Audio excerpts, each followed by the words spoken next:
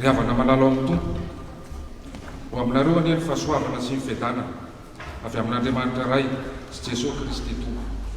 Amen.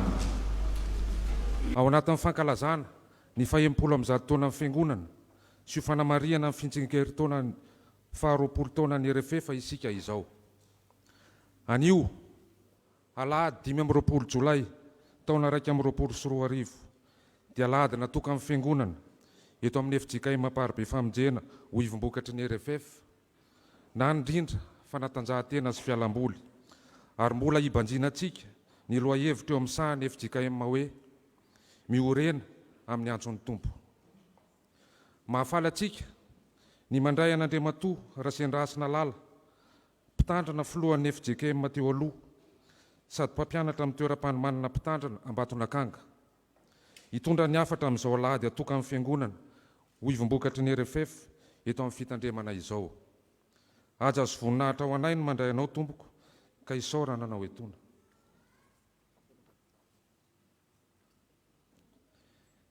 Hideran'Andriamanitra isika ko aoka ny salamo 7:20 andininy voalohany sy fahaefatra sy ny hira FFPM 7:20 no ivelatra eo ambany masontsika. Salamo 7:20 andininy voalohany ka hatramin'ny fahaefatra. Hiara hitsangana isika hiantso sy hidera ny anaran'ny tompo.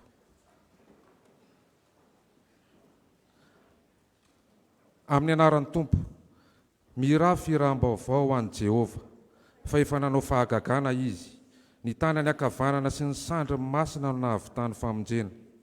Jehova efa nampafantatra amin'ny famonjeny teo mason'ny jentilisa no nanehoan'ny fahamarinany. Efa nahatsiaro amin'ny famindrapony sy ny fahamarinany tamin'ny taranak'Israely izy. Efa nahita amin'ny famonjen'Andriamanitsika ny vazantany rehetra. Mioby ho an'i Jehova ny tany rehetra. Velomy ny oby ka mihira. Amen.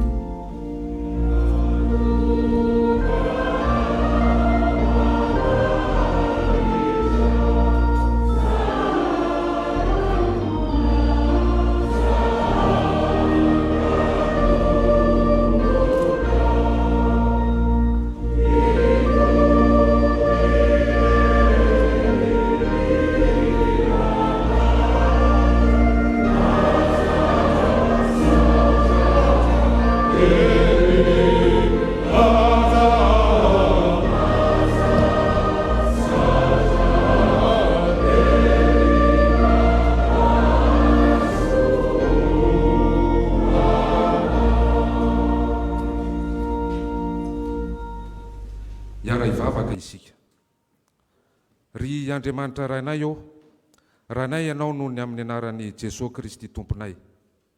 Midera sy mankalaza ny anaranao izay satria ianao no ray be voninahitra, kanefa mitsinjo anay madinika ao hatrany hatrany.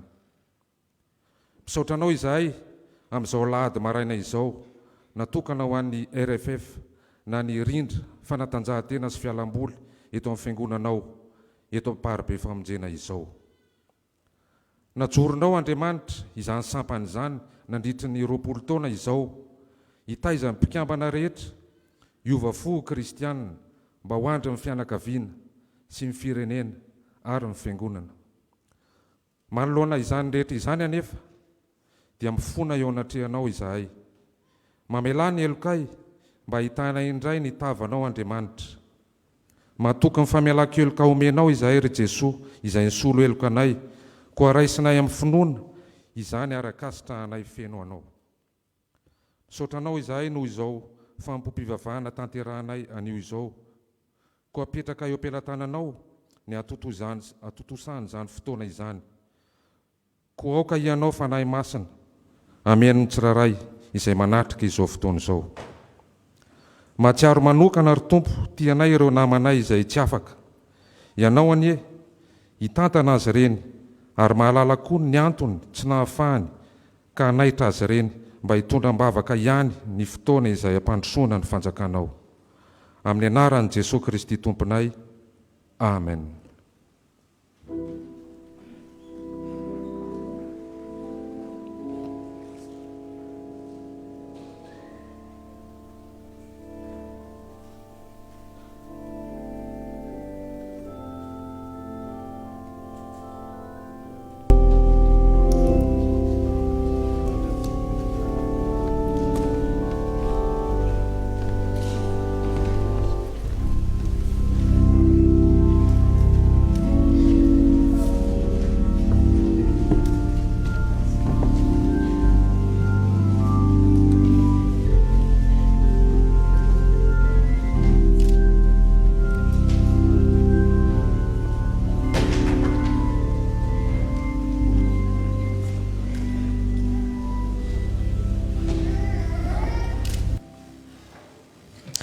Dia faly miaraba amin'ny fiangonana indray, indrindra fa ny sampana sekoly alahady tonga amin'izao fotoana ho an'ny tanora sy ny ankizy izao.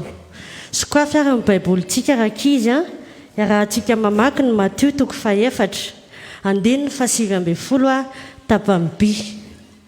Matthieu 4 andininy 7:20 tapany B.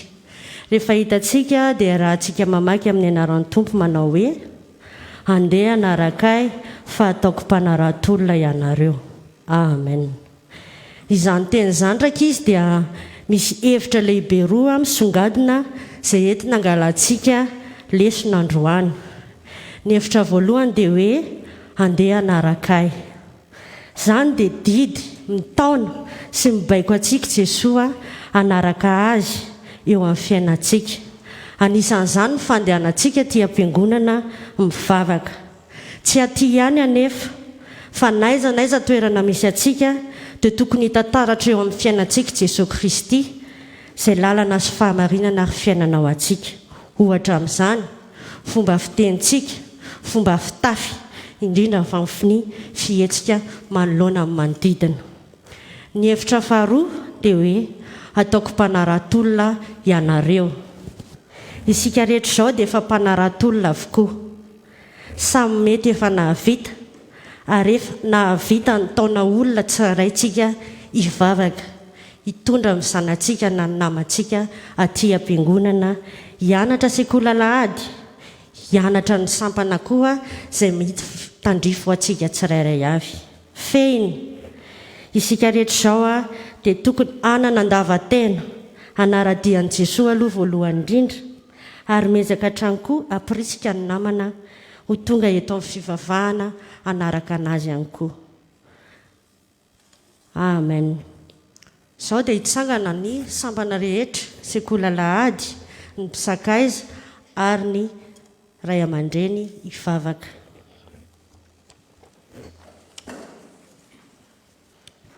Hivavakantsika. Ry Andriamanitra rainay misaotra anao izay fa mbola menao ny teninao indray androany ahafahanay mamianatra izany.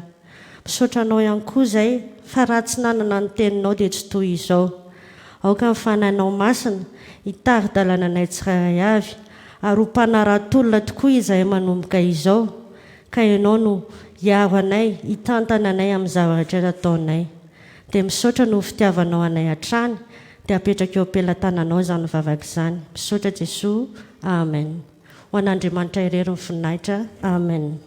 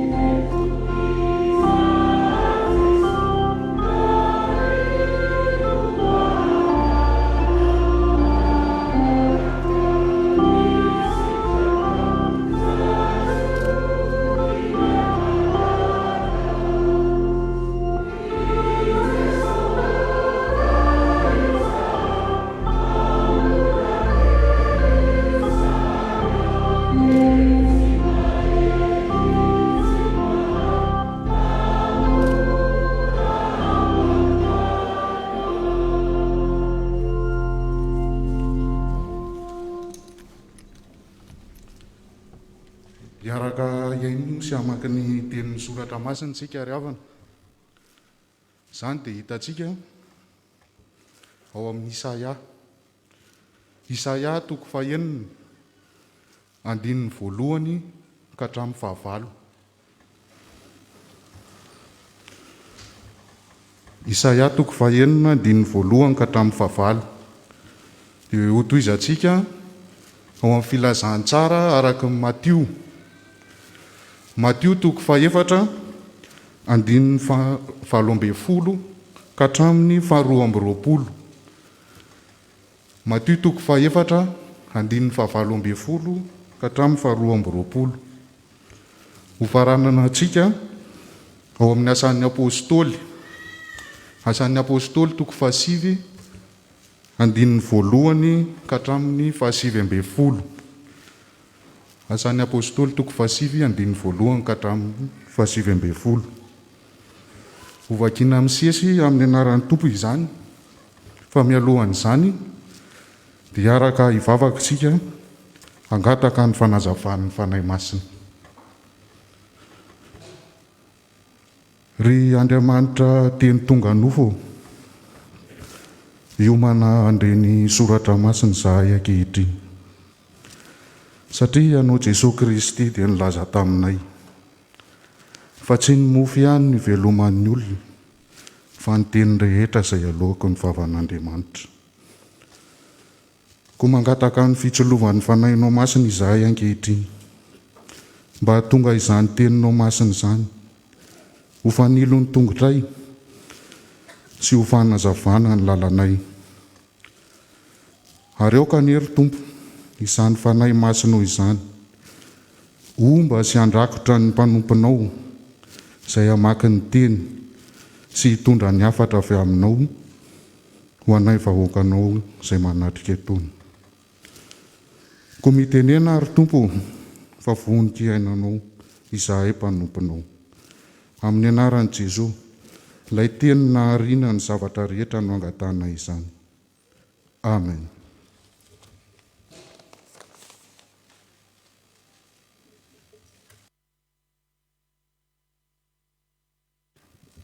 Isaia, amin'ny anaran'ny Tompo, tamin'ny taona nahafatesany Ozia, mpanjaka no nahitako ny Tompo nipetraka teo ambonin'ny seza fiandrianana avo sady manerinerina ary ny ebanebana kanjo na feno ny tempoly.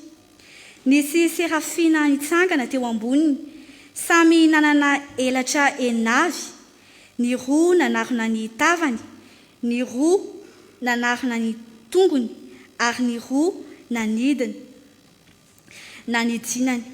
Ary nanandratra ny feony izy ka ny famaly hoe: masina, masina, masina Jehovah tompony maro, enika ny voninay ny tany rehetra. Dia niororo ny fanamban'ny tokonana noho ny feon'ireo nanandratra ny feony ary feno setroka ny trano. Dia hoy izao: lozako, maty aho, fa lehilahy malotomolotra sady ato amin'ny firenena malotomolotra no itoerako. Fa ny mpanjaka dia Jehovah, tompony maro no efa hitany masoko. Dia nanidina nanatona ahy ny serafina anankiray, nitondra vainafo tena tanany, izay nalainy tamin'ny tandra avy teo amin'ny altara, ary natehiny ny vavako izany ka hoy izy: indro efa nitehika tamin'ny molotrao io, ka dia afaka ny helikao ary voavelany fahotanao. Ary nandreny feon'ny tompo aho, nanao hoe: iza no hirako ary iza no andeha hirakay? Dia hoy izao: intsy aho, irao aho. Mbola itoy ny vaky.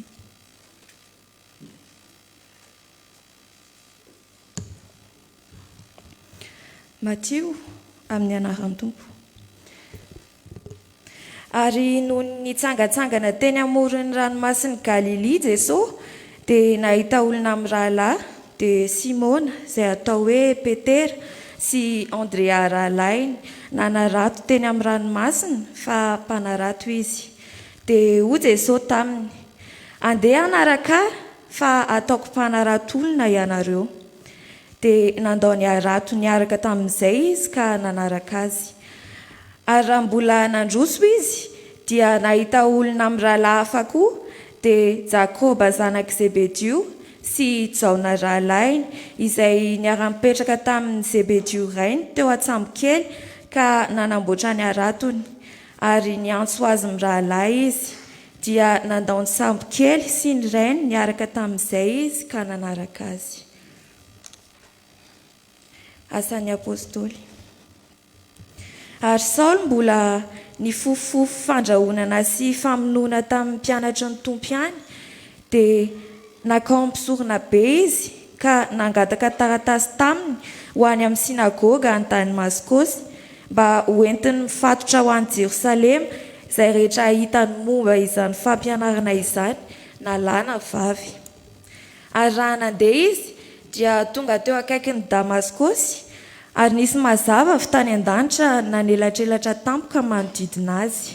Dia lavy tamin'ny tany izy ka nandray feo nanao taminy hoe: Saoly, Saoly, nahoana ianao no manenjika ahy?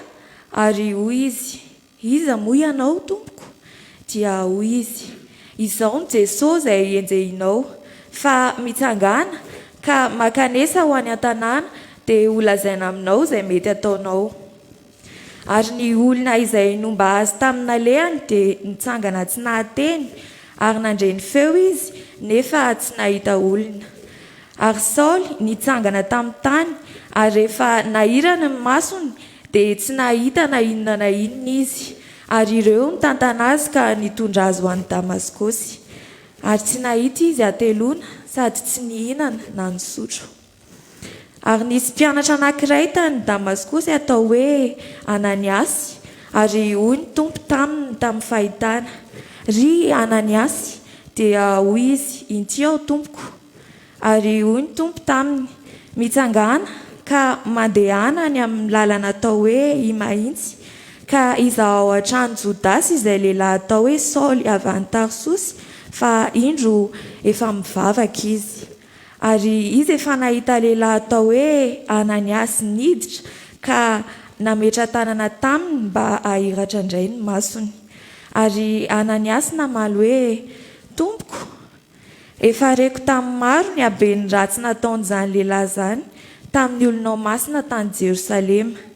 ary manana fahefana aty koa avy tamin'ny sorona be izy amatotra izay rehetra miantso ny anaranao fa hoy ny tompo taminy mandehana fa fanaka voafidy izy ho fitondrana ny anarako eo anatrehan'izay tsy ny mpanjaka ary ny zanak'Israely fa asehoko azy ny abetsahan'izay tsy maintsy aretany ho voninahitry ny anarako ary nandehana ny asy ka niditra tao an-trano dia nametra tanana taminy ka nanao hoe ry Saoly rahalahy ny tompo dia Jesosy izay niseho taminao teo amin'ny lalana nalehinao no efa naniraka mba ahiratany masonao ary mba ho feno ny fanahy masina ianao.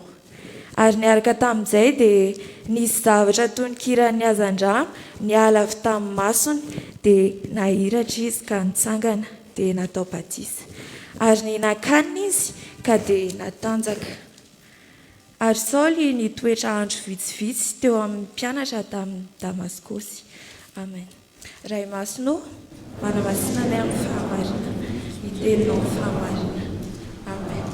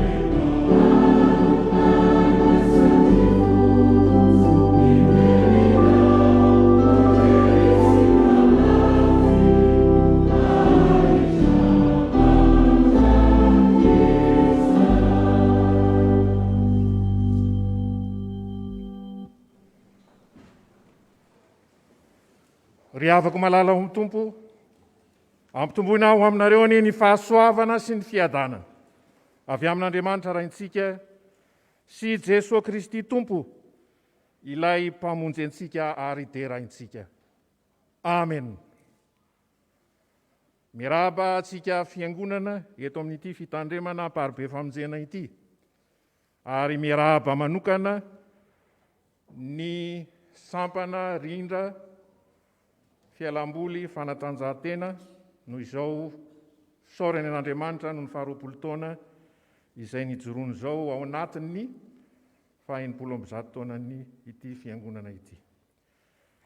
Fotoana miavaka araka izany ity andro anio ity, ary tenin'Andriamanitra miavaka koa no efa nividianareo mba ho toy ny faneva amin'izany fankalazana izany dia ny Salamo 7:20 izay voasoratra eo amin'ny fandaharana rahateo ny andininy 4 tapany 2, ary zany no afatr'Andriamanitra sady fampianarana ho antsika fiangonana amin'ity fotoam-pahakalazana ity. Salamo 7:20, ny tapany 2 amin'ny 1:4 mivaky toy izao amin'ny anaran'ny Tompo. Velomy ny oby ka mihira. Velomy ny oby ka mihira. Eo tenatenan'ilay boky Salamo 7:20, toy ny hoe amin'ny fisasahany akaikikaiky eo, no ahitantsika an'izany tapaka andininy izany. Velomy ny oby ka mihira, toy ny baiko ao anaty tononkira, izany teny ny mpanao salamo izany.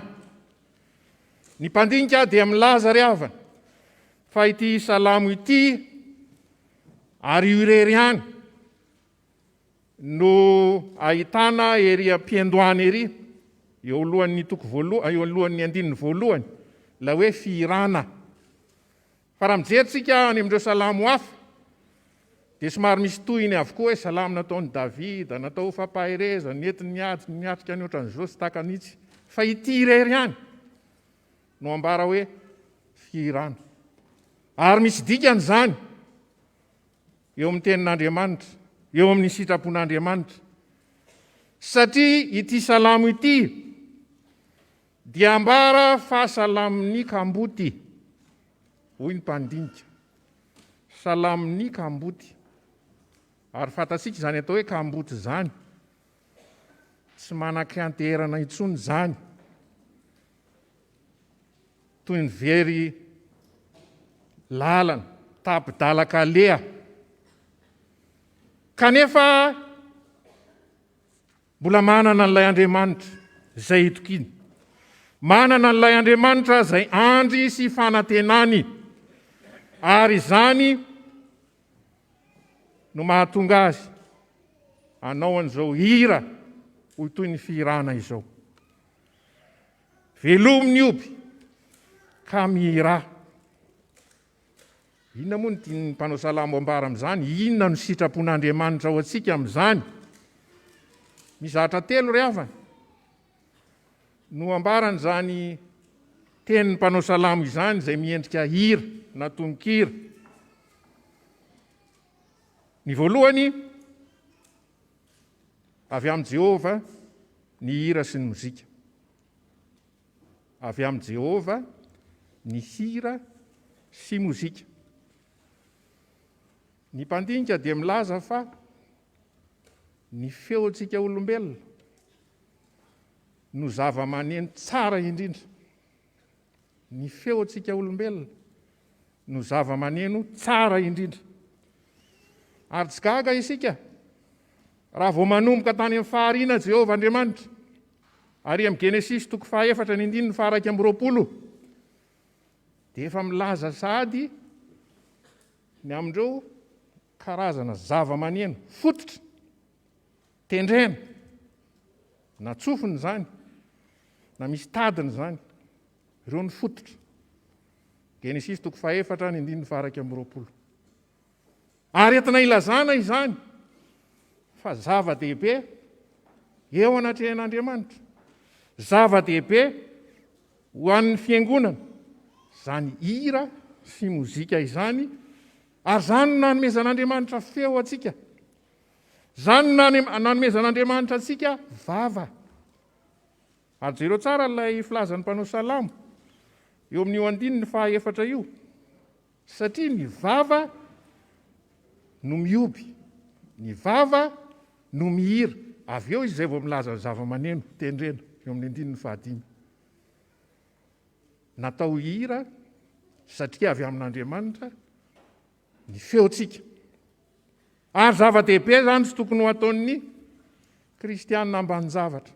Tsy tokony ho ataon'ny fiangonana tsinotsinona izany fanomezan'Andriamanitra antsika feo izany. Firana ity salamo 7:20 ity hoy isika. Tononkira salamo. Ary miavaka amin'ny rehetra. Satria ao no ilazan'ny mpanoratra ny amin'ny asan'Andriamanitra. Ary ny mpandinika ny tantara, mpandinika ny salamo, satria misy ny mpanompon'Andriamanitra tahaka an'izany, dia nilaza hoe rehefa no iraina ity salamo 7:20 ity dia no iraina tamin'ny feo 4. No iraina tamin'ny feo 4. Mahafinaritra ry havana, na dia efa somary manomboko very aza ato amintsika protestanta FJKM ny firan'ny fiangonana amin'ny feo 4. Kanefa dia mampianatra antsika an'izany ny tenin'Andriamanitra. Mampianatra antsika an'izany ny sitrapon'Andriamanitra, entina ilazana ilay fahatsaran'Andriamanitra, entina ilazana ilay Andriamanitra izay tia sy mpanao ny tsara. Ny mba hitako hatreto ary mbola mitanana izany feo 4 izany ny fiangonana kristianina protestanta dia ry zareo any amin'ny nosy pasifika, dia ry zareo Galois any Grande-Bretagne, dia isika FJKM manarakaraka eo koa, roviana ny fiangonana, vao hiverina indray amin'izany fitiavana ny hira feo 4 izany, sitrapon'Andriamanitra izany, ary tia no tanterahantsika. Ary izany no mahatsara ny hoe misy ny atoko-pihira, misy ny olona mahay manokana momba ny hira izay mampianatra ny fiangonana. Fiangonana moa zao mekamo ihany mianatra hira angamba, asa isika atao parobe. Rehefa tonga ny fianaran-kira, raha tsy atao ao anatin'ny fanompoam-pivavahana ohatr' izao, hoe aloha fanompoana no fianaran-kira, vitsivitsy ihany ny tonga, ohatry ny akatoko ny fandraisana. Hatraiza izany fitiavan'ny fiangonana, ny fahatsaran'ny feo izay nomeny Jehovah Andriamanitra azy izany, tahaka ny mpanao salamo, feo fifaliana, feo firavoravona, feo izay mitoro ny voninahitr'Andriamanitra.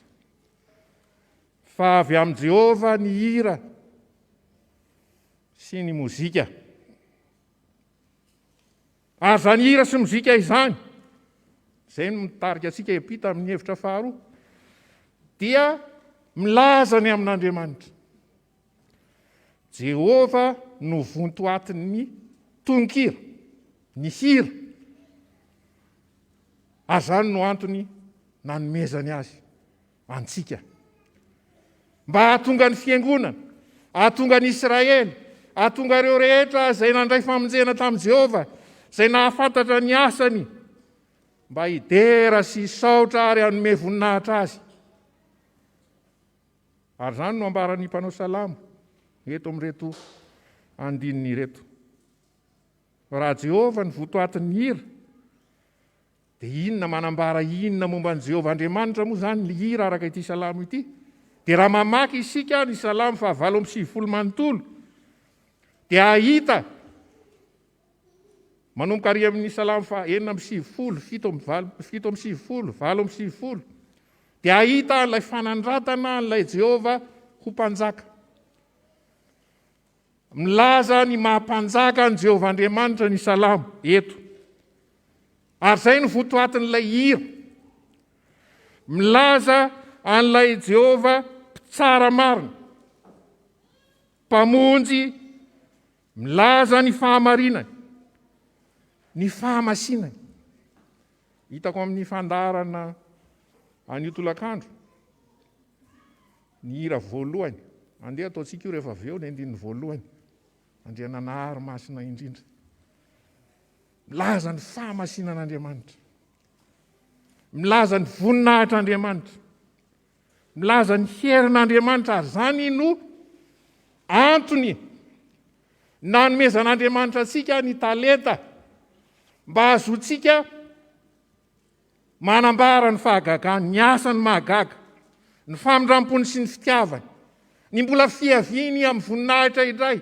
Hoy isika taream-piandohana hoe hiran'ny kamboty, tononkirany kamboty, ity salamo 7:20 ity, hoy ny mpandinika. Ary ilay kamboty izay tsy manan-kantenaina intsony, dia mbola mametraka ny finoany sy ny fanantenany amin'ilay Jehovah Andriamanitra izay mbola ho avy hitsara araka ny fahamarinana. Izay no amarana ny mpanao salamo azy eo amin'ny 5 mbola ho avy izy ary zany ny fanantenana ho an'ny mino ka vetesina atao vontoantiny ao anatin'ny hira sy ny mozika izay nataon'ny fiangonana. Ry afaka malala amin'ny tompo, manitsy ny mety ho fampiasana tsy amin'ny antony, tsy amin'ny tokony ho izy, sy tsy araka ny sitrapon'Andriamanitra, ny hira sy ny mozika izao salamo izao, manitsy. Eny ny salamo rehetra moa, fa indrindra fa ity. Satria ny mivily lalana, ny nampiasan'ny olombelona azy noho ny fahotana. Lay fahatsarana, lay kanto, lay soa sy tsara indrindra, lasa zavatra hafa. Lay fanomezam-boninahitra an'Andriamanitra, lasa nakany amin'izao tontolo izao. Ary zany mahatonga ny fiangonana mamerina ho amin'ny laony, ho amin'ny tsara indray, ho amin'ny tokony ho izy, ho araka ny sitrapon'Andriamanitra, ny fampiasana ny hira. Ny olona zay mahafantatra ny tantaran'ny zava-maneno, ohatra hoe toy ny orga itony. Reny orga reny ange tsy nampiasaina taty amin'ny fiangonana, fa tany amin'ny boîte de nuit reny nampiasaina. Ny Andohany, indrindra ny orga amondy. Amondy ny mpanjakan'ny orga hoy ny mpahay azy. Fa nalain'ny fiangonana zany, ary zany le endriky ny fantsiana izay tokony atao eo amin'ny asan'ny fiangonana. Ary endriky ny fijoroana vavolombelona eo amin'ny fiangonana izany, mba hahatonga ny hira izay ataon'ny fiangonana hanambarany amin'Andriamanitra, hanambarany amin'ny asan'Andriamanitra, andresena lahatra ny jentilisa. Ary zay no ambaran'ny mpanao salamo eo amin'ity 7:20 ity, mba ho fantatry ny jentilisa ny famonjeny Jehova, mba ho fantatry ny jentilisa ary ho asehony ny fahamarinany, ny fahamasinany, ny famindrampony, ny famonjeny mahagaga, handresena lahatra ny hira. Misy ry havako ny olona tsy dia nitoroteny loatra, no hatongavany aty am-piangonana fa ny mihaino hira sy ny hira. Ka rehefa tsara ny hira, dia zay nge mahatonga ny tanora hoe le ary amin'ilay fiangonana ary hira ohatr' izao mahafinaritra, fa le aty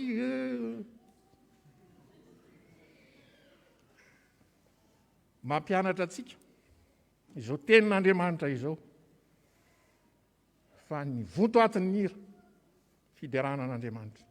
Misy ny hira fonana, misy ny hira fitalaona, fangataham-pamelana, fampaherezana, fa ny zavatra voalohany indrindra dia ilay filazana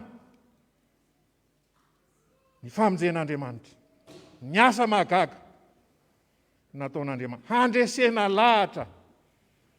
Nisy olona zay tany amin'ny fiangonana netiko efa ela, dia nilaza amin'ilay voalazako teo hoe ny hira no hatongavany ity handresena lahatra. Dia misy olona anankiray tsy mpiangona mihitsy, tsy piditra am-piangonana, fa rehefa tonga ny alahady dia mitanin'andro eo ambody fiangonana izy.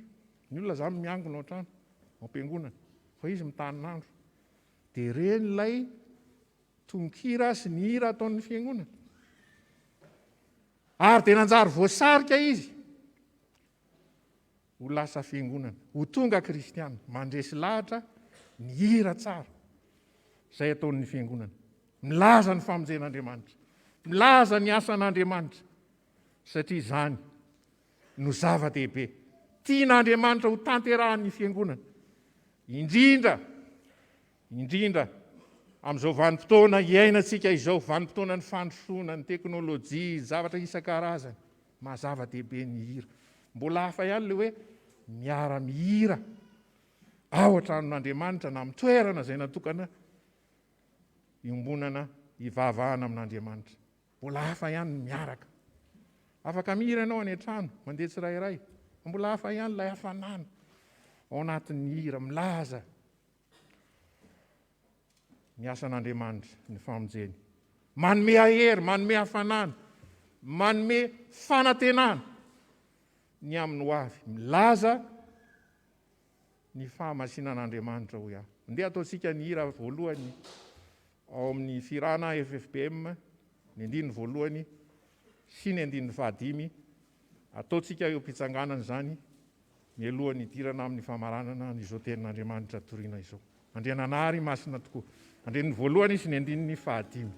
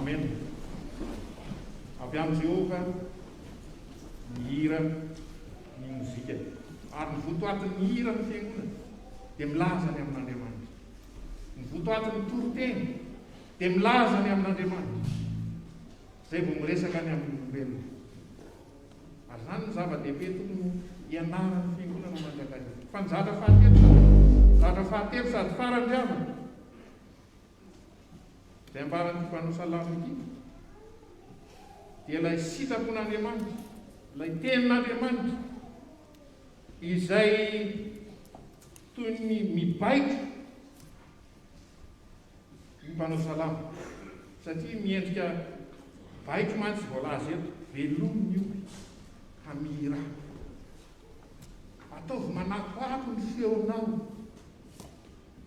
atao fantatry ny olona fa faly ianao, atao fantatry ny olona fa Jehova tokoa no mpamonjy ianao ary velon-kafaliana sy miravoravo ianao mafy. Ary manina no atao mafy, manina no velomina ny oby, manina no atao avo ny feo fiderana mba hisintonana ny rehetra manodidina, ho fampaherezana ihany koa. Amin'ny fotoana ny fandraisana ny fanasan'ny tompo ry havana, sakramenta amin'ny fanasan'ny tompo, dia indraindray ny hira malefaka sy mamelovelo sy mampalahelo sy mitoreo no somary mibahana amin'ny fiangonana sasany. Fa amintsika kosa dia ilay Jesosy Kristy efa nandresy ny fahafatesana. Nandalo ny fahafatesana, nitsangana tamin'ny maty, nandresy ilay fahavalo farany horesena. Ary baikony ny tenin'Andriamanitra isika mba hizara amin'ny hafa amin'ny alalan'ny hira ny famonjena izay nataon'Andriamanitra. Ry havako malala, meteza hitory ny amin'Andriamanitra sy ny asany eo amin'izao tontolo izao. Fa voalaza ny mpanao salamo fa na ny rika aza, ranomasina, rika be, ny rano be, ny zava-mananaina rehetra dia mideran'Andriamanitra. Ka nahoana isika olombelona no tsy hanaraka ny baikon'Andriamanitra, ny sitrapon'Andriamanitra mba hidera azy, mba hampiasa ny talentantsika amin'ny fahatsarana rehetra. Ato anatin'ny FJKM moa amin'izao fotoan'izao dia misy ilay toy ny fikambanan'ny mpitendry zava-maneno. Raha nieritreritranizy io atany aloha tany tamin'ny mbola filohan'ny FJKM dia hoe reto fiangonana reto mila ampianarina mahay mihira, fa tokony any amin'ny mpitendry zava-maneno no hanomboana azy. Tsy dia noeritreretina loatra ny hoe ho atao fikambanana, mialatsiny amin'ilay teny vahiny hoe institutionnalisé na izy ho lasa sampanasa na ohatran'izany, fa izany moa nanaovan'ny fiangonana azy ankehitriny tsy maninona. Fa natao kosa mba hitaizany fiangonana, mba hamoaka ny talenta ao anatiny, satria tenin'Andriamanitra, baikon'Andriamanitra ny hahatonga antsika rehetra hihira ary hamoaka ny ao am-pontsika, ny fifalitsika. Paoly apôstôly ary amin'ny Korintianina 1:4 dia milaza ny hoe mihiram-panahy sy mihiran-tsaina. Inona no ataoko izy? Dia sady hiram-panahy aho no hiran-tsaina.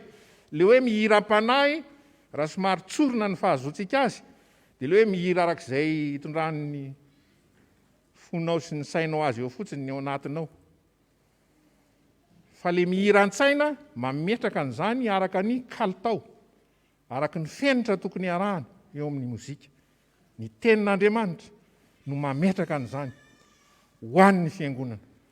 Ary isaorana ny fisian'ny sampana tahaka anareo RFF sy ny hafa ihany koa, ny korala ato anatin'ny fiangonana, izay manao zava-dehibe an'izany fahaizana mihira izany. Ary tsy fahaizana mihira ny hiranareo ihany, fa ny hiran'ny fiangonana.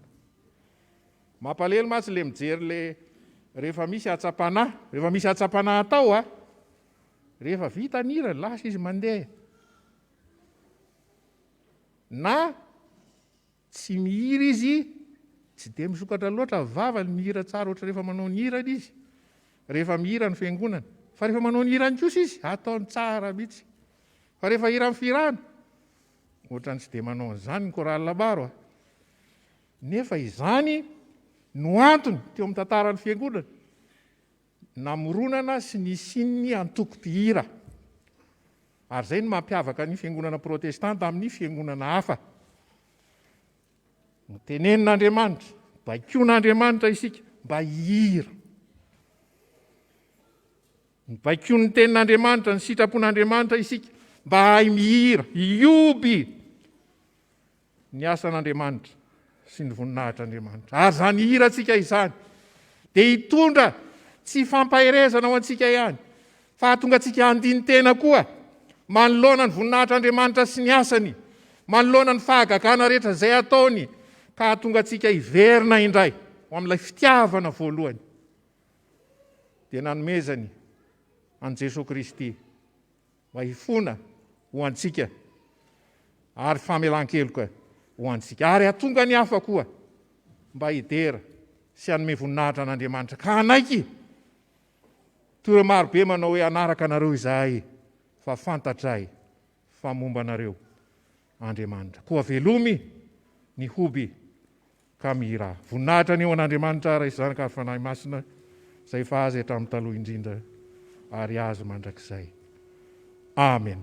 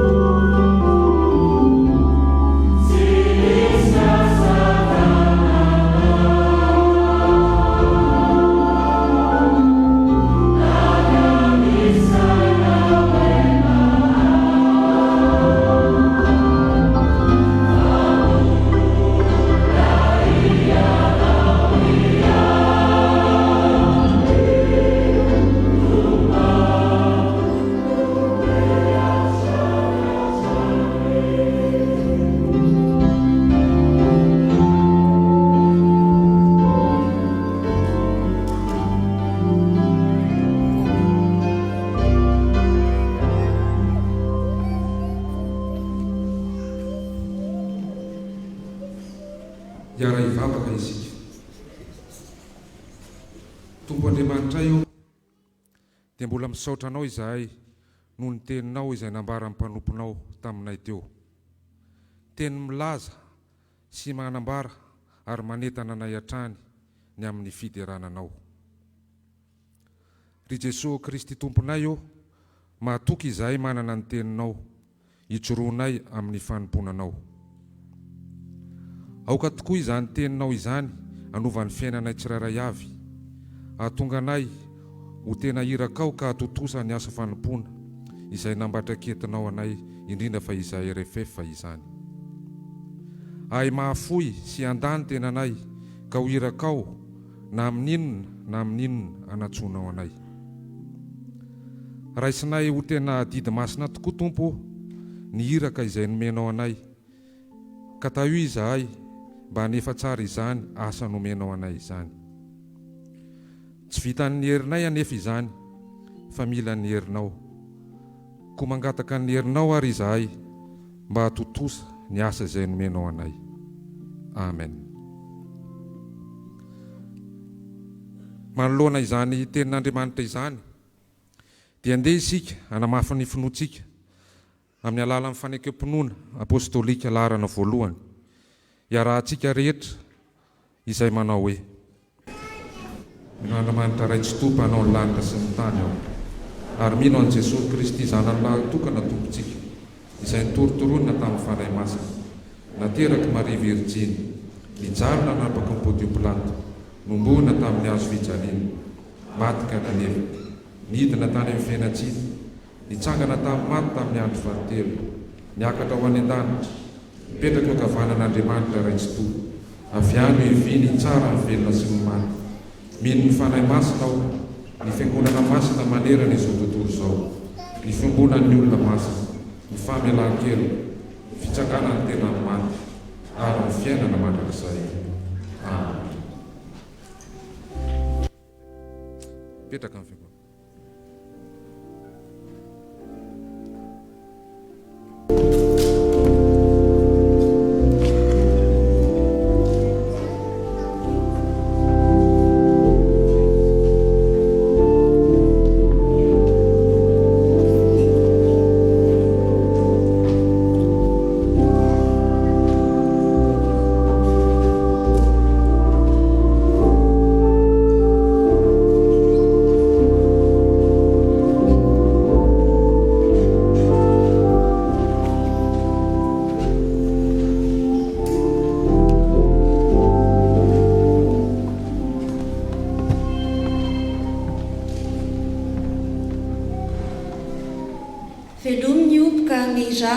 Salamo fahavalo amby sivifolo ny andininy fahaefatra tapany B. Izany andalatsoratra masina izany no nosafidinay RFF ho lohahevitra novoizina nandritra izao herinandro vokatra izao, ary koa lohahevitra ny taom-pankalazana ny faha-roapolo taona. Roapolo taona tokoa izahay ry havana no nijoroan'ny RFF mba ho isan'ireo sampana velona sy mijoro eto amin'ny FJKM Amparibe Famonjena. Nandritra izay taona maro izay dia tsy niova ny tanjona sy ny antom-pisian'ny sampana, dia tsy inona izany fa ny fifanabeazana sy ny fifampitaizan'ny mpikambana amin'ny alalan'ny fanatanjahantena sy fialamboly ary fianarana soratra masina mandritra ny fotoam-pivoriana mba hahatonga ny tsirairay olom-banona, olona salama, mavitrika ary na ara-tsainy io, na ara-batana, na ara-panahy mba hijoro ho andry ny ankohonana, ny sampana sy ny fiangonana ary ny firenena. Ny mpikambana moa dia ahitana ireo ankizy, tanora, ray aman-dreny izay avy eto amin'ny FJKM Amparibe Famonjena na koa avy any ivelany. Etona ary dia entanay hatrany ianareo mpianakavin'ny finoana mba ho avy hanatevin-daharana anay ao anatin'izany asa fanompoana izany. Isaky ny sabotsy maraina no anatanterahana ny fanazarantena eny amin'ny Jules Ferry Faravohitra ho an'ny volley ary eny amin'ny RMN ny basket. Isaky ny sabotsy hariva amin'ny rora kosa ny fianaran-kira sy fotoam-pivoriana. dia toy izao manarak'izao ary ny tatitry ny asa nanomboka ny 9 novambra 2024 izay alahady natokana ho ivom-bokatra tamin'ny taona lasa ka hatramin'ny ity anio ity. 15 novambra 2024 namaly ny fanasana concert na toriteny ankira tany amin'ny FJKM Ambohimanambola ny RFF. Ny 20 novambra dia nandray fampianarana avy tamin'ny pasteur Nofy Andriantsilavina momba ny loha hevitra hoe velominy oboka mira nandritra ny fotoam-pivoriana. Ny volana desambra 2024 dia anisy ny tournoi basket natao tao amin'ny SK ny aonan'ny Amparibe sy ny FJKM Ambohimanambola. Misy ihany koa ny fandraisana anjara hira tao anatin'ny fankalazana ny jobily 15 taona ny asany famonjena teto am-piangonana. Nandray anjara hira tamin'ny herinandro sambatra ny fetin'ny sasakala ary ny krismasy. Ny famaranana ny taona 2024 izay niarahan'ny mpikambana, ireo ray aman-dreny mpikambana sy namany RFF natao teny amin'ny Fef Soccer teny Ambohimanambola ny 17 desambra 2024. Ny alahady 14 janoary no fotoam-pivavahana nanokafana ny 20 taona ny RFF sy fifampiarabana tratry ny taona 2024. Ny 20 febroary 2024 dia nandray anjara tamin'ny tournoi basket niarahana tamin'ny FJKM Ivandry Firaisana teny amin'ny Paul Minol Androibe. Notontosaina tamin'ny 12 marsa teo ny sehogoavana nentina nanokafana ny 20 taona ny RFF izay natao teo amin'ny lapantanana Antananarivo. Ho avy tsy ho ela ihany koa ny tournoi ho fankalazana ny 70 taona ny fiangonana sy 20 taona ny RFF. Tamin'ny 17 jona lasa teo dia nandray anjara tamin'ny hetsika gasigasy teto am-piangonana izahay. Nanolo ny jiro projecteur rehetra tato am-piangonana ihany koa ny RFF. Tsara ho marihana fa tontosa nandritra izany fotoana rehetra izany ny fisafidianana ny teny faneva, ny hira faneva ary ny logo ho amin'ny fankalazana ny 20 taona. Koa dia isaorana indrindra Ramatoa Raminivlolona, Andriamatoa Irimanana Enikaja, Andriamatoa Ivandrianala sy ireo mpikambana rehetra nandray anjara tamin'izany. Ho an'ny ivom-bokatra kosa dia ny alatsinainy 7 jolay teo no nanomboana izany tamin'ny alalan'ny fiarahana mivavaka tamin'ny AFF sy ny fotoam-pivavahana Somariva ny 13 jolay. Omaly 14 jolay no niarahana tamin'ny mpianatra soratra masina ary mitohy ariva amin'ny 3 ny ivom-bokatra amin'ny hetsika Grand Concert d'Orgue, Impana sy Feonorgue. Andeha mivantana eo amin'ny pejy ny Facebook ny voamiran'ny fifandraisana Amparibe famonjena izany seho izany ary andehany koa mifandaharana Coalition TV Madagasikara tsy ho ela.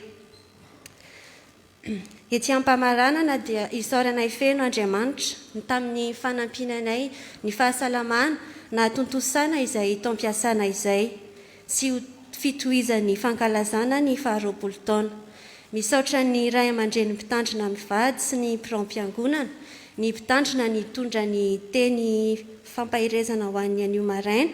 Misaotra ny Ramatoa Raminivlolona, Pasteur Nofy tamin'ny torohevitra maro samihafa nomenanay, ireo kotra nandalo sy ny fandimby teo amin'ny fanatanjahantena, ireo mpampianatra hira, ireo nalala-tanana marobe izay tsy voatinisa eto, ny hainao manjery miara-miasa amin'ny RFF, ireo ray aman-dreny namany RFF sy ireo manohana trany RFF ary indrindra ianareo mpianakavin'ny finoana. Dia ho an'Andriamanitra irery ny voninahitra. Amen. Hitondra teny fanantanana ny filoha Joary amin'izao. Izao dia hitsangana ny mpikambana rehetra izay nandalo tao amin'ny fikambanana tao anatin'ny 20 taona, ny sakaizan'ny RFF ary ny ray aman-dreny rehetra hiaraka natateraka ny anjara hira ny voninahitra.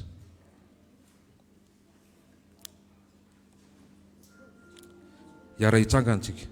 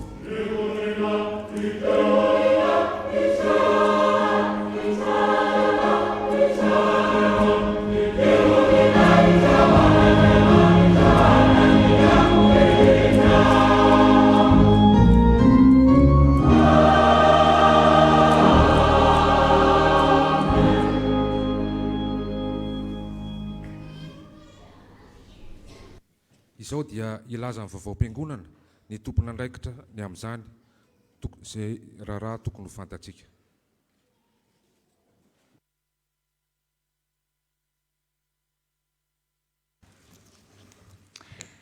Ho aminareo ane ry fiangonan'Andriamanitra sy ny mpikambana rehetra ny mpanoa anaran'ny ray aman-dreny ao amin'ny rindra fanatanjahantena sy fialamboly ny fiadanana avy amin'Andriamanitra ray sy Jesosy Kristy tompontsika. Fa masina ny tempolin'Andriamanitra dia ianareo izany. Koritianina voalohany toko 7 ny 7:10 tapany 2. Teny fanevantsika mandritra taom-pakalazana 70 taona ny fiangonana izao zany dia ho tsarovatsika isanandro. Miorena amin'ny antson'ny tompo. Atolotra atsika ireo tsaro fantatra makasika ny asan'ny fiangonana. Ireo taratasy sy fanasana avy any ivelany. Pahafantarina atsika fa anio dia alahady 9 manaraka ny Trinité ary alahady hitondranam-bavaka ny toeram-panomanana mpitandrina sy ny IFRP izay Institut Fanomanana Mpampianatra karakarain'ny FJKM. Dia ho tsarovantsika mbavaka ny TPM sy ny FRP mandritra ity fanompoam-pivavahana ity satria izany no atao erany sahan'ny FJKM. Arak'izany dia efa nampahafantarina antsika fa ho tanterahana an'io eny amin'ny FJKM Mandrainarivo Fahasoavana ny famoahana ireo mpitandrina miisa 220 sy mpampianatra 290 eo anivon'ny FJKM. Amin'ny 240 ratoandro moa no manomboka ny fanompoam-pivavahana ho an'ny famoahana mpitandrina ary amin'ny 2 sasany tolakandro kosa ny famoahana ny mpampianatra. Avy amin'ny synodam-paritany Antananarivo Andrefana, sampanasa asa fitoriana filazantsara sy fitrano. Manasa antsika anotrona ny fampianarana, fampiorenana sy fifampizarana momba ny fanaovana ny asa fitoriana ny filazantsara kalamanjana manaraka ny lalam-by eto amin'ny Antananarivo renivohitra izany sy ny fomba fanaovana ny fitsidiana isa-tokantrano eny amin'ny manodidina. Eto amin'ny FJKM Mamparibe Famonjena izany fampianarana izany no tanterahana ny alarobia ho avy izao 20 Jolay amin'ny 2 sasany ka hatramin'ny 4 sasany tolakandro. Ny mpitandrina Rarjona sy Lofinirina nitondra ny fampianarana mandritra izany alarobia 20 Jolay izany. Lohahevitra araka ny nambara teo dia izao ny asa fitoriana filazantsara miatrika ny tiamena ara-pahasalamana ity dia tongava riavana fa tena zava-dehibe ho amin'ny asa mpiangonantsika izany. Avy amin'ny synodam-paritany Antananarivo Andrefana ihany ny sehatra fanomanana laika sefala. Misy ny taratasy voaray fampahafantarana ny fiovan'ireo daty famoahana ny mpitoroteny, mpiandry ary katekista amin'ity taona ity. Arak'izany dia samy hanana ny daty ireo ivitoerana tsirairay avy. Hitantsika ao amin'ny fafanao an-tokotany ny andinindiny makasika izany. Raha ny mahazatra isa-taona dia ny 1er Novambra, fa amin'ity kosa ny 20 Septambra dia efa ho tanterahana famoahana ny eny ivitoerana Ambohimanarina. Ny famoahana ny ivitoerana Antananarivo dia ny voalohan'ny volana Oktobra ary ny eny Mahitsy kosa ny 17 Oktobra, ny ivitoerana Ambohidratrimo ny voalohan'ny volana Novambra. Ireo fanasana voaraintsika ny fitandremana avy na ny tenimpolo malala sy ireo komity ny fankalazana an'Andriamanitra dia faly manasa antsika fiangonana ankalazan'Andriamanitra noho ny jobily volafotsy na 520 taona mahampitandrina n'Andriamatoa Raharson Andriamalala Davida fanantenana mivady. Izany fanompoam-pivavahana izany dia ho tanterahana ny talata ho avy izao 17 Jolay amin'ny 7 sasany maraina ao amin'ny FJKM avy na ny tenimpolo malala. Avy amin'ny synodam-paritany Antananarivo Andrefana ihany, FJKM Ambohibao Anteiroka manasa ny fiangonana anatrika ny fanompoam-pivavahana ho fankalazana an'Andriamanitra no 20 taona ny ara-ny asa teo ampitandrina sy ny fiangonana sy ny 530 taona mahampitandrina an'Andriamatoa Rasoa Fanomezatsoa Pierrot Etienne Namivady. Izany dia ho tanterahana ny zoma 3 Jolay 2022 amin'ny 7 sasany maraina. Avy amin'ny toeram-panomanana mpitandrina Ivato. Ny FOB FJKM, ny KFT ary ny TPM Ivato dia faly manasa antsika fiangonana hisaotra an'Andriamanitra, hanome voninahitra an'Andriamanitra noho ny fahavitandra-matora Zaferso Juliette mpitandrina mitalehan'ny TPM Ivato ny fianarana ka nahazoany mari-pahaizana Doctor of Ministry amin'ny Aitarika Kristianina. Izany fotoana fanompoam-pivavahana fiderana izany dia ho ataony alakamisy 7 Jolay 2022 amin'ny 10 ora maraina eny amin'ny toeram-panomanana mpitandrina eny Vato. Fiantsoana avy amin'ny synodam-paritany Antananarivo andrefana sampana lehilahy kristianina Fivorimbe ho an'ny SLK faritra Atsinanana ho tanterahana izany ny sabotsy 23 Jolay ho avy izao amin'ny 7 ora sasany eny amin'ny FJKM Mandotapenaka fifankatiavana. Toy izany koa ny fanasana avy amin'ny sampana lehilahy kristianina Ambalavao FJKM Ambalavao Isotry noho ny jobily 520 taona ny SLK. Fiantsoana avy amin'ny FJKM Ziona famonjena Imeritsy Atosika. Fiantsoana ireo zanak'ampelezana mba ahafantarina zanak'ampelezana avy eo amin'ny FJKM Ziona famonjena Imeritsy Atosika fa isy ny fanompom-pivavahana fanokafana ny jobily 520 taona ny fiangonana ny alahady ho avy izao voalohan'ny volana Aogositra 2022 miditra indroa ny fiangonana amin'ny 9 ora sasany sy amin'ny 7 ora sasany. Ny fetin'ny taranaka kosa dia ny alahady 7 Aogositra 2022 amin'ny 4 ora sy sasany. Toy izao ny raharaha anatin'ny fiangonana. Ny fotoanan'io araka ny hitantsika dia nataontsika hitondranam-bavaka manokana ny rindra fanatanjahantena sy fialamboly. Dia tsaroantsika izany ry havana ary toanantsika ny asan'izany sampana izany. Ny rakitra voalohany anio dia amin'ny fiainan'ny fiangonana, ny faharoa kosa dia atolontsika manontolo ho fiaramientana amin'ny RFF. Mianatra ny katekomenina ny tolakandro amin'ny 2 ora sy 5. Ny lesona dia ny asa fitoriana amin'ny filazantsara anatiny sy ivelany. Tsy misy fiovana ny fandarana mandritry ny herinandro, tsaro fa ny fampivavahana isaky ny zoma hariva dia efa miverina ankehitriny. Ny maraim-baovao sabotsy maraina amin'ny 9 ora sasany, fivorian'ny sampana, talata ny dorkasy ny rantsana fanantenana ny sabotsy amin'ny 7 maraina, ary ny taniketsa ny sampaty ny asin'ny famonjena ny sabotsy tolakandro. Ny sampana tanora kristianina ny alahady tolakandro. Toy izao ny toetry ny vola nandritry ny herinandro. Rakitra voalohany 477 300, ny rakitra faharoa izay niarahantsika niombona tamin'ny vondrona fototra laika 549 800 ariary. Rakitra zoma hariva 49 900 ariary. Ny voady sy ny rakim-pisaorana voaray 245 000 ariary. Ny adidy voaray 1 430 000 ariary.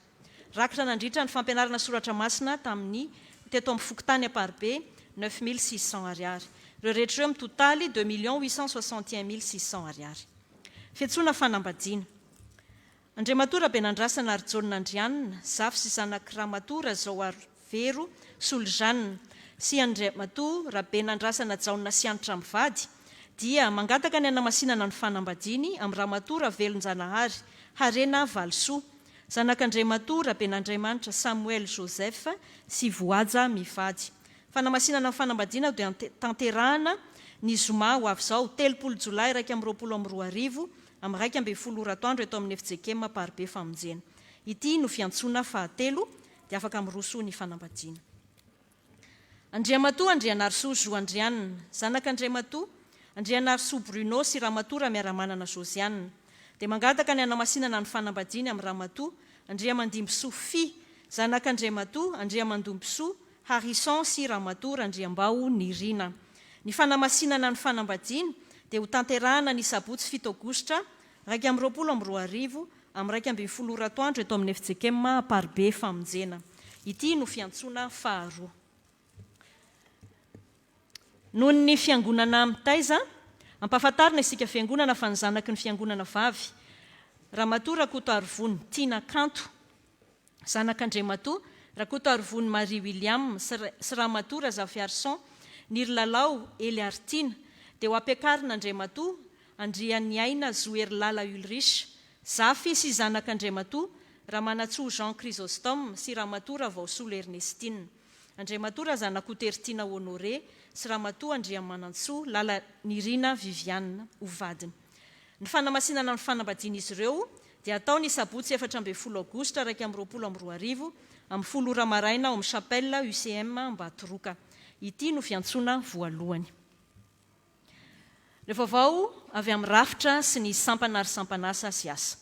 Mampafantatra antsika na sampana mpanazava stily fa manatanteraka lasy fanabiazana izy ireo ankehitriny nanomboka ny zoma lasa teo hatramin'ny anio alahady.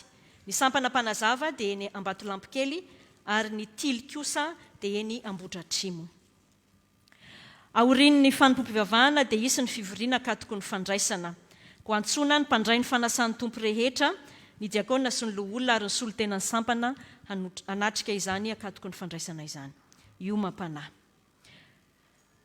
Araka ny efa nambaran'ny RFF tamintsika teo dia anio no tanterahana ny grand concert d'orgue Aim-panahy sy feon'orga.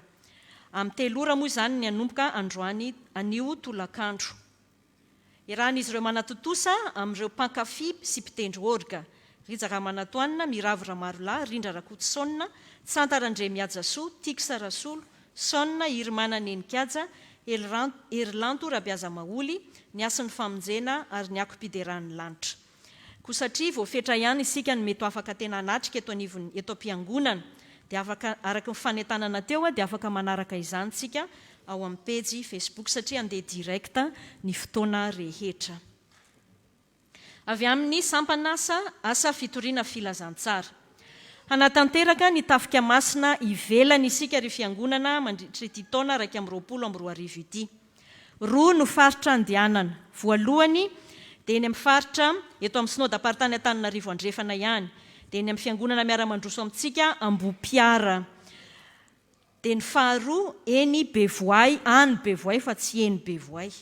Lavitra zay Bevoay zay. Zay matafika masina lavitra azy. Faritra atsimo any amin'ny synodam-paritany Ambovombe moa zany. Ny fiangana mitafika masina dia samy ny zoma 13 Aogositra avokoa. Ny eny Ambohipiara dia ny zoma 13 ka hatramin'ny 15 Aogositra. Ary ny any Bevoay kosa zay olona voafetra ihany isika araka ny fandaminan'ny AFF no afaka andeha. Dia ny zoma 13 Aogositra ka hatramin'ny 13 Aogositra. Ny Alahady voalohan'ny volana Aogositra zany hoe amin'ny heriny anio no tanterahana ny fanirahana ireo mpiantafika rehetra amin'ireo toerana roa ireo. Iangaviana ary ireo filohan'ny sampana sy sampanasa hijanona vetivety aorian'ny fivoriana ka tokony fandraisana handray ny fandaminana avy amin'ny AFF makasika io tafika masina iombonantsika fiangonana manontolo io. Misy ny taratasy fisaorana voaray avy amin'ny sampana vondrona fototra laika no ny fahatanterahany ny herinandro-bokatra sy ny famoranjaza faobe izay natao ny sabotsy 10 Jolay sy ny herinandro-bokatra izay natao ny herinandro lasa teo. Maneho fisaorana ny ray aman-dreny mpitandrina sy ny fiangonana manontolo izy ireo tamin'ny fiombonana tamin'ny fotoana rehetra. Iangaviana nantona ny sekretera-piangonana ireto sampana ireto mandray ny taratasy ho azy ireo. Sampana lehilahy kristianina, sampana fifoazana ary ny sampana vokovoko manga. Mpanjino hatrany ary riavana ny vinantsika hoe amparibe famonjena mahatahiry ny finoana, mifankaty miasa amin'ny fahazotoana. Dia ho an'Andriamanitra irery ny voninahitra. Amen.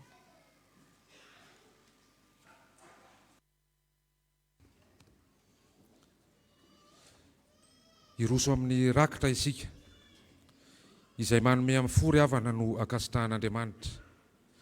Mialoha izany no amakina amintsika ireo rakim-pisaorana sy voady nataon'ireo mpanompon'Andriamanitra.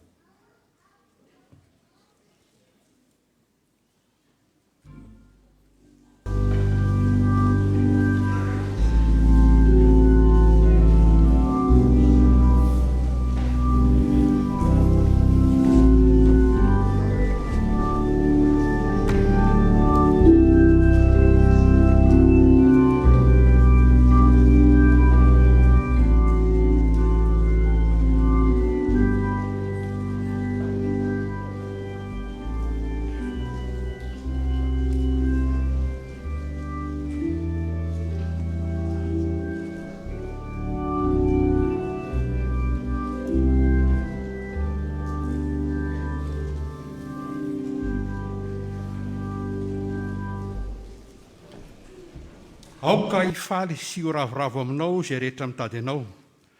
Ary aoka izay tia ny famonjenao anao mandrakariva hoe ankalazaina ny Andriamanitra. Salamo 70 ny andininy 4. Faly miarabantsika riavana malala rehetra amin'ny tompo. Ary miaraba manokana ihany koa ny sampana Rindra fanatanjahantena sy fialamboly mahatratra zao ivombokatra zao alahady izao. So tsika dia hiaraka iombona foa mampanahy amin'ireo mpianakavin'ny finoana izay manantanteraka ny voady sy ny rakim-pisaorana. Eto am-piandohana dia tsara manao izao fanamariana izao mba hahafahantsika mitsitsy tsara ny fotoana dia angatahana ny sampana RFF manatanteraka ny hira mba ny ho andininy voalohany ihany no tanterahantsika. Rako fisaorana. Iomana ny sampana RFF amin'ny hira saingy tsy foinao. Ary na inona no angatahanareo amin'ny anarako dia ataoko izany mba hankalazaina ny ray eo amin'ny zanaka. Raha mangataka zavatra amiko amin'ny anarako ianareo dia ataoko izany. Jaona 5:12, 17:7 sy ny 7:12. Ankohonana iray midera sy misaotra an'Andriamanitra noho ny fitahiny sy ny arovan'Andriamanitra ny asany. Fa na dia atao anaty sedra maro aza dia teo foana Jesosy Kristy miaro anay sy nanampy anay indrindra ny asanay. Dia mbola mametraka manontolo ny fiainanay eo anatrehany hatrany izahay sy ny herinandro vaovao hatrehana dia ny asanay sy ny examain'ny ankizy izay atao amin'io herinandro io. Fa raha mangataka zavatra amiko ianareo dia ataoko izany. Mino sy mahatoky anao izahay Jesosy Kristy eo, mangataka ny hira saingy tsy foinao, manolotra rako fisaorana izay atolotra ao no atolotra ho an'ny RFF, ao ihany koa no atolotra ho an'ny mpiandry tanana ny fiangonana. Anatanteraka ny hira saingy tsy foinao izao ny RFF.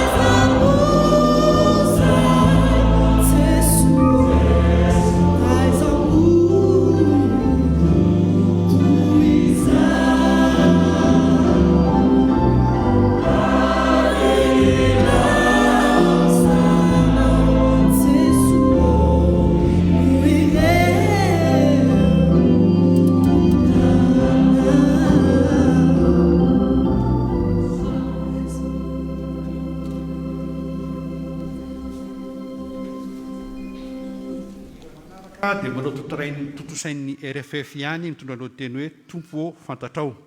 Mpianakavin'ny finoana roa no samy mangataka izany hira izany. Rako fisaorana. Reny mpianakaviana iray manefa voady amin'ny tompo noho ny valimbavaka sy ny soa rehetra nataony tamin'ny ankohonako sy ny tenako. Mangataka vavaka avy amin'ny fiangonana mba hanomezan'i Jesosy Kristy fiadanam-po sy fifaliana mandrakariva ary fiononam-po avy amin'ny fanahy masina. Manolotra rako fisaorana ho atolotra ny RFF dia mangataka ny hira ny RFF tompo ô fantatrao. Rako fisaorana, olona iray manao rako fisaorana noho ny fitahian'Andriamanitra dia manolotra rako fisaorana ho an'ny sampana RFF ary mangata-bavaka avy amin'ny fiangonana hitahina hatrany ny ankohonany sy ny tokantranony sy ny sampana RFF. Zany mpianakavy ny finoana zany koa dia manolotra rakopisaorana ary mangataka ny iran'ny RFF tompo fantatrao zay tanteran'ny RFF izao.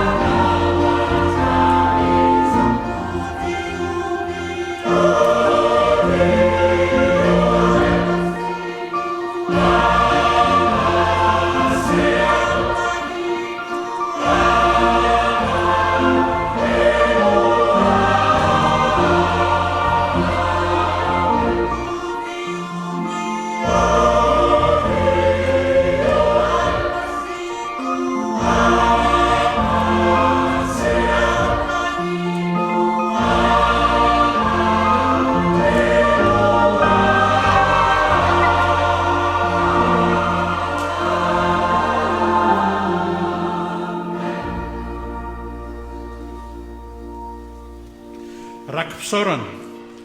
Sambatra izay rehetra matahotra an' Jehova dia izay mandeha amin'ny lalany. Fa ho anao tokoa ny asan'ny tananao.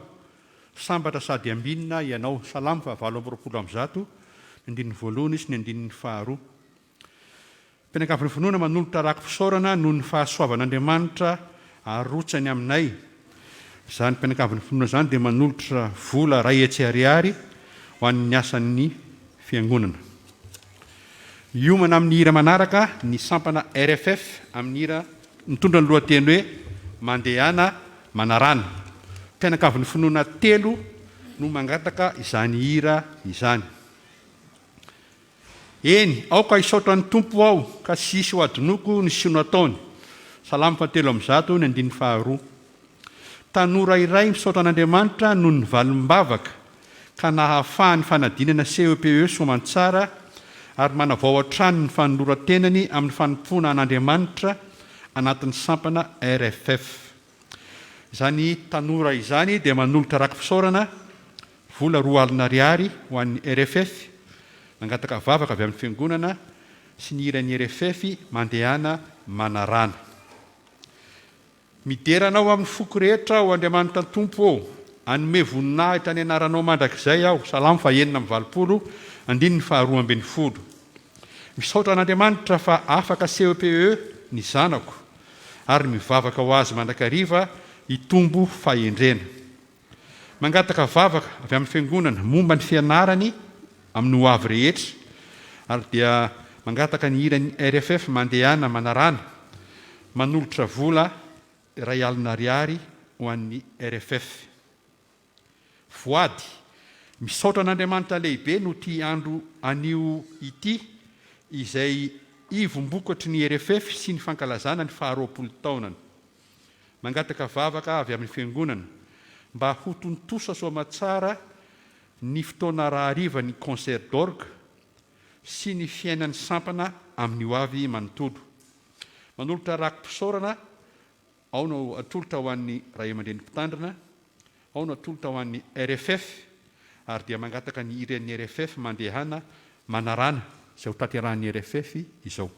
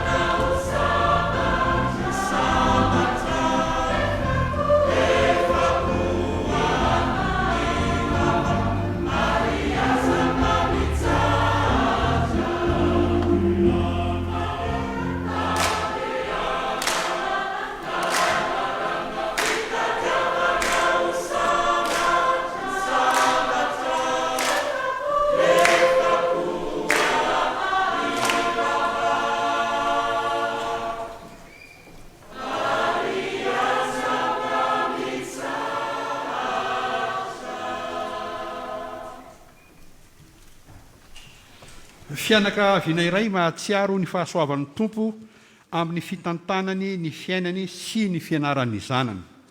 Izany fianakaviana izany dia mangataka vavaka avy amin'ny fiangonana mba hitahiny hatrany ireo zanany, indrindra amin'ny ho avy rehetra mbola antenaina.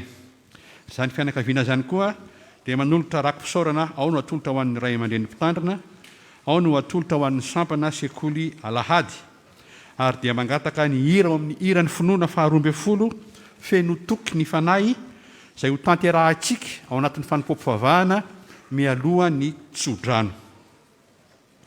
Ny hira amin'ny firana FFPM 20 no manantsika izao ka ny andininy voalohany. Misaotra anao ray eo tamin'ny soa izay nomenao ahy, mangataka aminao aho mba tantanao trany ny fiainako sy ny fikasako rehetra. Izany mpianakavin'ny finoana izany dia manolotra rakim-pisaorana ho an'ny atolotra ho an'ny Ray aman-dreny mpitandrina, atolotra ho an'ny asan'ny fiangonana, ary atolotra ihany koa ho an'ny sampatia. Dia mangataka vavaka avy amin'ny fiangonana sy ny hira ao amin'ny firana FFPM 20 andiny voalohany izay ho tanterahantsika izao.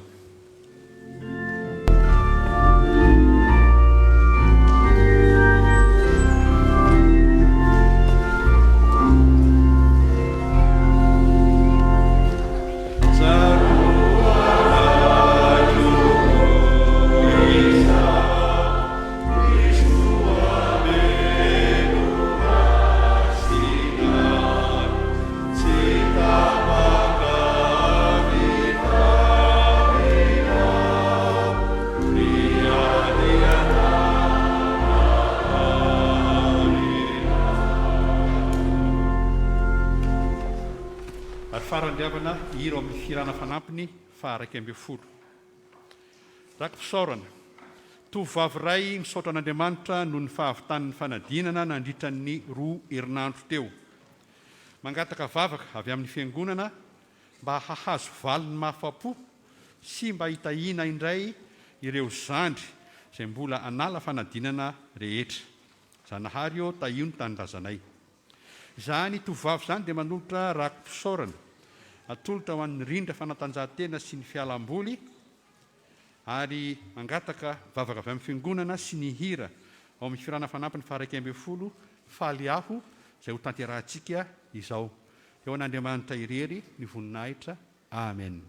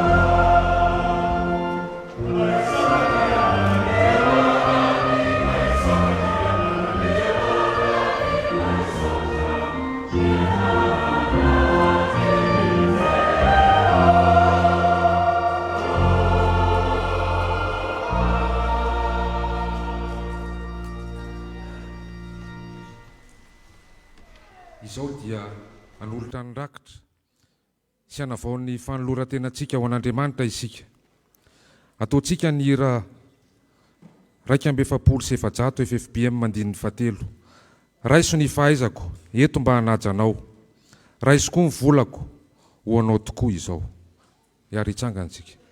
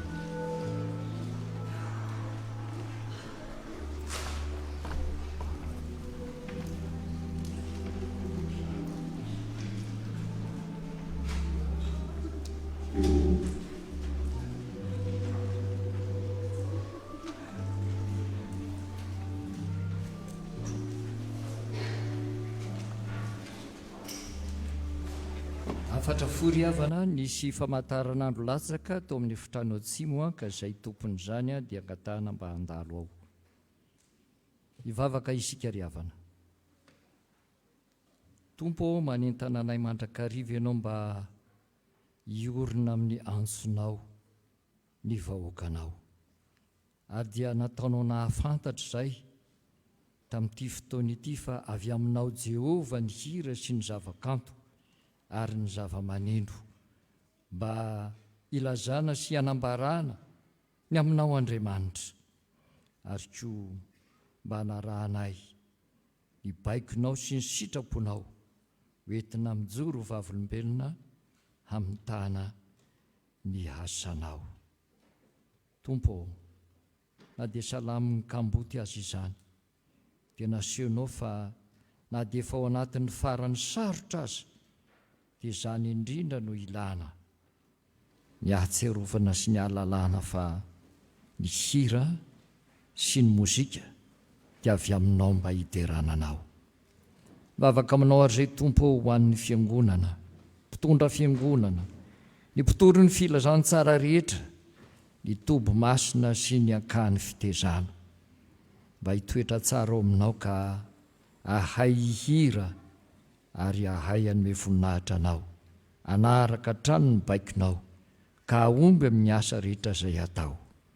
Petraka feno am-pelantananao Tompo ny birao foibe tarian'ny filoha sy ny namany rehetra mpiara-miasa ao amin'ny birao, ireo mpiandraikitra foibe rehetra, ny mpanatanteraka, ny mpandraharaha ao amin'ny foibe.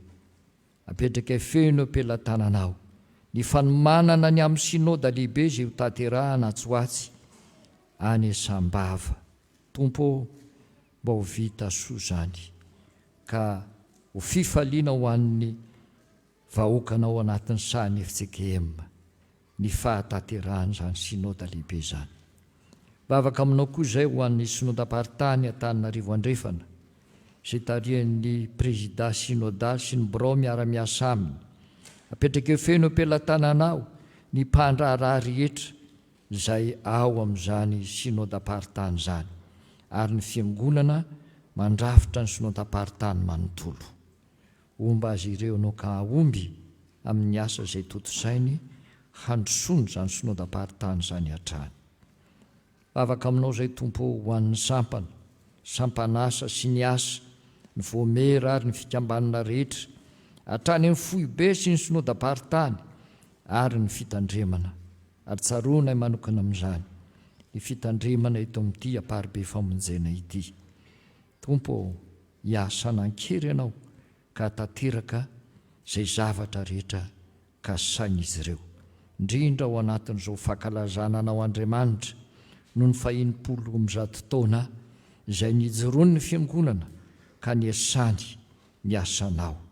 Toy izany Tompo, ireo rafitra rehetra izay najoro ao ny mankalaza ny 20 taona sy ny 30 taona izay nijoronika niasany teto amin'ity fitandremana ity.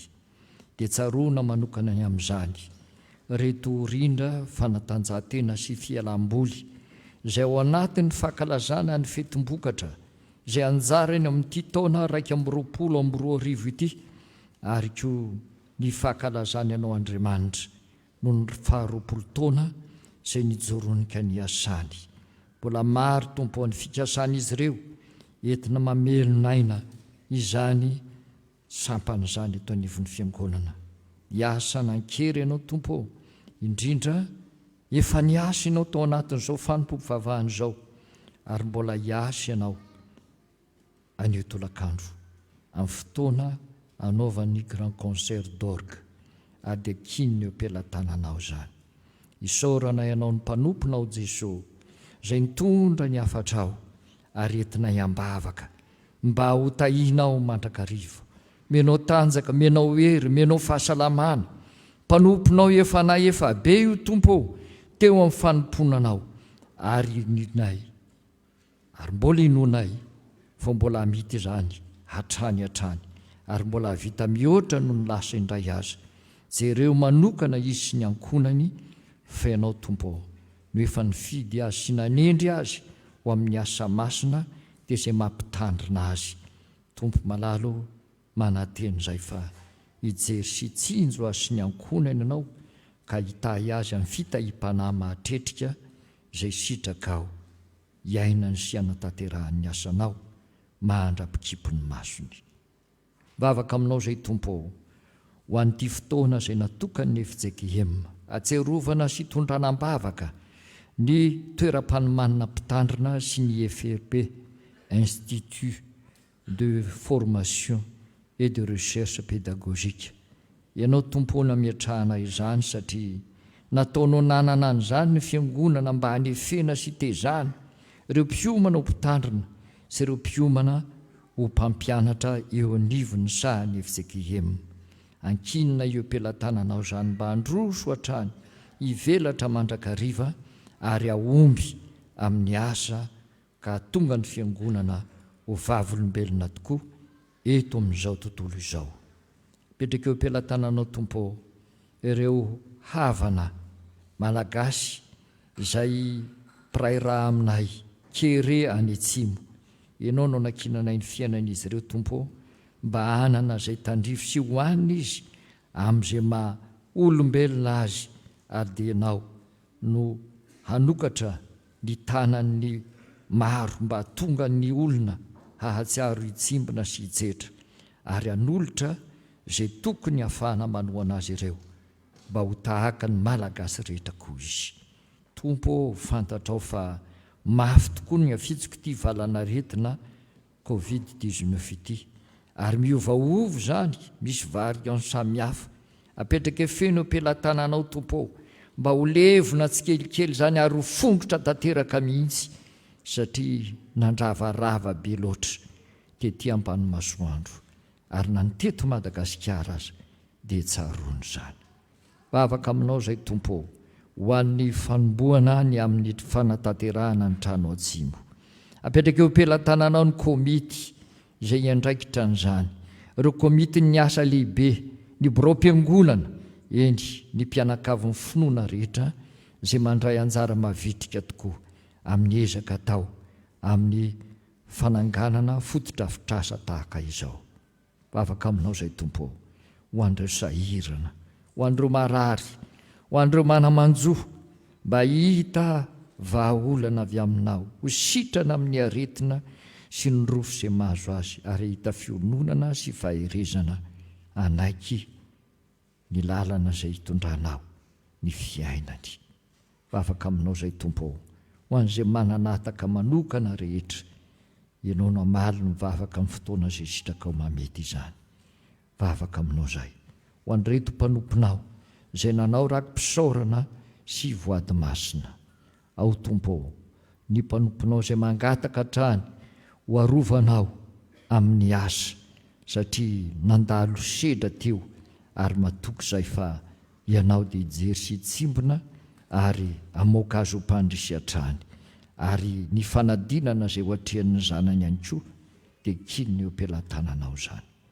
Vavaka aminao izay tompo ho an'ny mpanomponao sy ny ankonany mba hanana fiadanam-po isy fifaliana avy aminao Andriamanitra izay tompony sy vavahany. Dia tsaroana amin'izany koa ny mpanomponao mba handray fitahiana ny tokantranony sy mahatsiaro an'ity sampana izay mba esany mafy sy ilofosany tokoa ary tsy handrarany ilomian-doha dia ny rindra fanatanjahantena sy fialamboly zany, mba hajoro tsara ary hatanjaka amin'ny asa mpanompoana ho vavolombelonao Kristy amin'ny sehatra rehetra izay joroany. Dia toy izany tompo ny mpanompo-kelinao izay afaka fanadinana CPE, apetraka feno ampelantananao ny hoaviny sy ny fianarany rehetra koa. Ary toy izany ny mpanomponao izay nanatanteraka fanadinana tamin'iny herinandro iny sy ny herinandro lasa, ary mbola mitondram-bavaka ihany koa ireo zandry sy zanaka mbola natotosa fanadinana amin'ny manaraka. Mpamonjy eo, ianao no ianteranay, ianao no anakinanay, ianao tompo ny ametrahanay, ny fikasanay rehetra tahaka izay faniriana ao amin'ireto mpanomponao nanatanteraka voady sy fikasana. Tompo, izany vavaka izany dia riana indrindra mba hisandratra eo an-dapa ny fahamasinanao, ka akambanay sady farananay, ka ataonay amboara-tokana miaraka amin'ilay vavaka nampianarinao manao hoe: rainay eo izay any an-danitra, ho amasinina ny eny anaranao, ho tonga ny eny fanjakanao, atao aneny sitraponao, ety an-tany taky ny eny an-danitra. Mena ino izy anina sahazo anay, ary mamelana ny elokay tahaky ny namelanay izay meloka taminay, ary aza mitondra anay mivakim-panahy, manafanay amin'ny ratsy, fa anao ny fanjakana sy ny hery ary ny voninahitra mandrakizay. Amen. Dia hitsanganysika ry havana anao ny hira arak'izay nandamina ny plaza vaovao raha voady teo ny hira ao amin'ny hiran'ny finoana, larana 12 no tanterahantsika, feno toky ny fanahy. Aorianan'izay dia manonona ny tondro zotra isika ary mandray ny tsodrano. Tsangana ny fiangonana.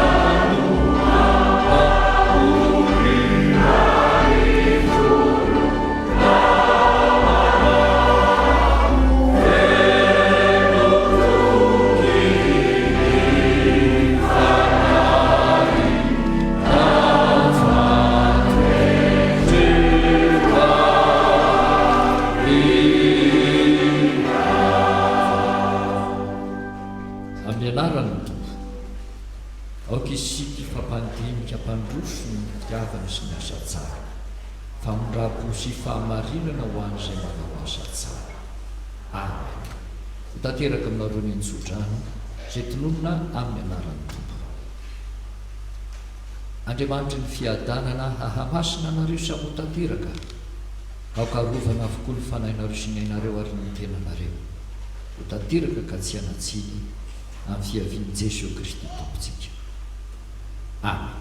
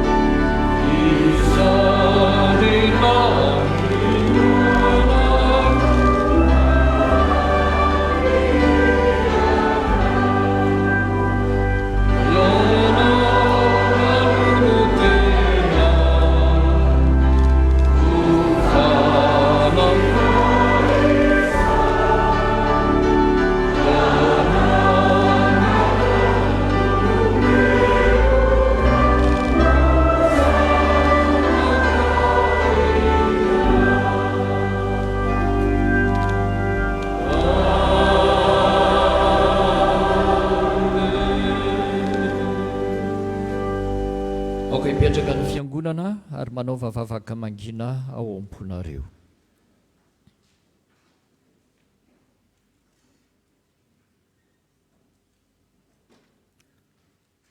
Ho an'Andriamanitra iririany eny ny voninahitra amin'ny anaran'ny Ray sy ny Zanaka ary ny fanahy masina. Amen.